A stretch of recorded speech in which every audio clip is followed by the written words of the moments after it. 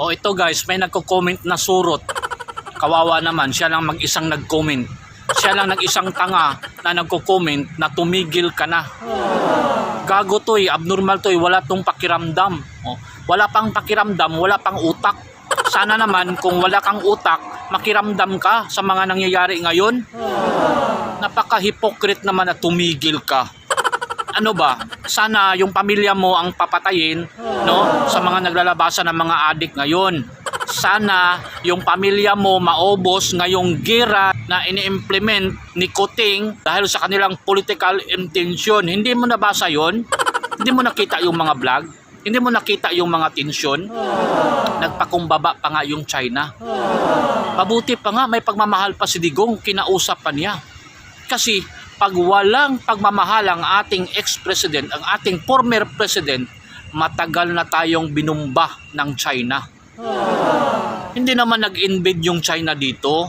Si Bongbong Marcos, he has been provoking to China. Always in Spratly Island, in Scarborough Shoal. Grabe ang panggugulo ni Kuting. Dahil noong 1940s, 1960s, yung Scarborough Shoal at saka yung Spratly Island, under na yan sa China. At maraming countries ang nag-dispute dyan, including the Philippines, Taiwan, Japan, Vietnamese, Malaysia, Indonesia. Pero dahil ayaw nila ng gulo, hinahayaan na lang nila kasi nga meron na talagang sovereignty ang China sa Parasil Island. Noon pa, panahon pa ng lolo natin. Ngayon, no, gustong guluhin ni BBM, ni Kuting dahil sa political intention, dahil gusto niyang makuha yung billions of dollars na freeze doon sa bank sa New York, doon sa Amerika. Gusto niyang makuha. Have you heard? Meron itong $200 billion. Imagine, isang document lang. Kung nakikita ninyo yung vlog ni Imelda at tapos sabihin niya yung ill-gotten wealth ay hindi totoo, eh yung mama niya mismo, yung gurang na ina ni Kuting mismo ang nagsabi malaking ill-gotten wealth nandoon sa Switzerland at sa ibang country at ipamimigay niya sa buong mundo at klaro-klaro yung sinabi. Mga abnormal pala itong mga surot na to eh. Gusto niyo ipapakita ko yung vlog? Pakinggan ninyo. Second, para ito sa sambayan ng Pilipino. Dito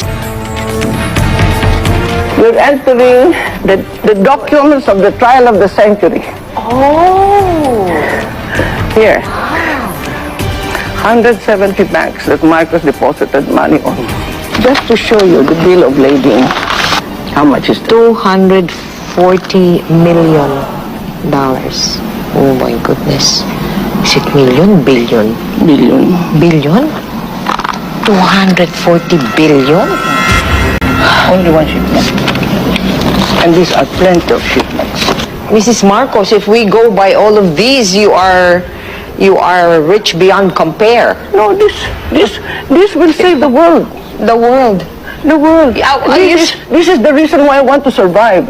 And it's not for me anymore. So, Mrs. Marcos, are you saying you're open to giving some or an amount of this one to the country, to the Filipinos? Not only the Philippines, but the world. Nakita ninyo?